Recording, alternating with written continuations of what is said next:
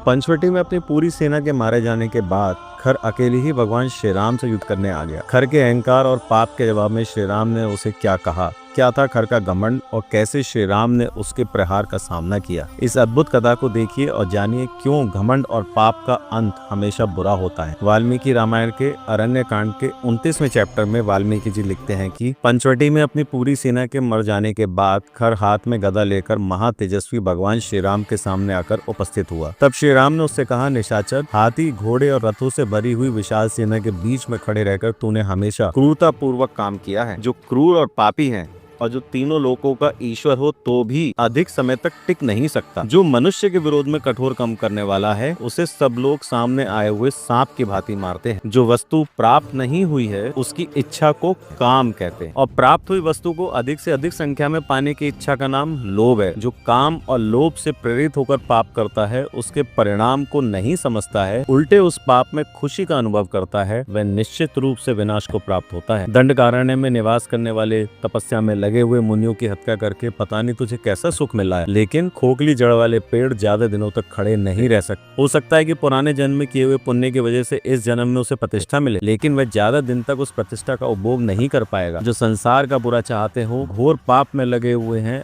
उन्हें प्राणदंड देने के लिए मेरे पिता महाराज दशरथ ने मुझे यहाँ भेजा है। आज मैं तेरे शरीर को फाड़ कर पृथ्वी पर गिरा दूंगा। तेरी जितनी इच्छा हो प्रहार कर, जितना संभव हो मुझे परास्त करने का प्रयत्न कर, किंतु आज तेरी मृत्यु निश्चित है। यह सुनकर खर हंसते हुए बोला, साधारण राक्षसों को युद्ध में मारकर स्वयं ही अपनी प्रशंसा कैसे कर लेते हो? तुम प्रशंसा के योग्य हो ही नहीं। जो पराक्रमी और बलवान होते हैं वह घमंड में भरकर कोई बात नहीं करते, लेकिन तुम व्यर्थ की डींग हाँक रहे हो और बढ़ बढ़ कर बातें बना रहे हो। युद्ध भूमि में कोई भी अपनी स्तुति खुद नहीं करता, लेकिन झूठी प्रशंसा के द्वारा तुमने अपने ओछेपन का ही परिचय दिया है। मैं अकेला ही गदा हाथ में लेकर युद्ध भूमि में तुम्हारे और तीनों लोगों के प्राण लेने की शक्ति रखता हूँ। तुमने मेरे 14,000 राक्षसों का संहार किया है, मैं उनकी मौत का बदला लूंगा। ऐसा कहकर खर ने श्री राम के ऊपर अपनी गदा का प्रहार किया। खर के हाथों से फेंकी हुई वह गदा वृक्षों और लताओं को भस्म करती हुई उनके समीप जा पहुंची। उस गदा को अपने समीप आता देख श्री रामचंद्र जी ने अनेक बाण मारकर आकाश में ही उसके टुकड़े टुकड़े कर दिए और वह गदा चूर चूर होकर पृथ्वी पर गिर पड़ी।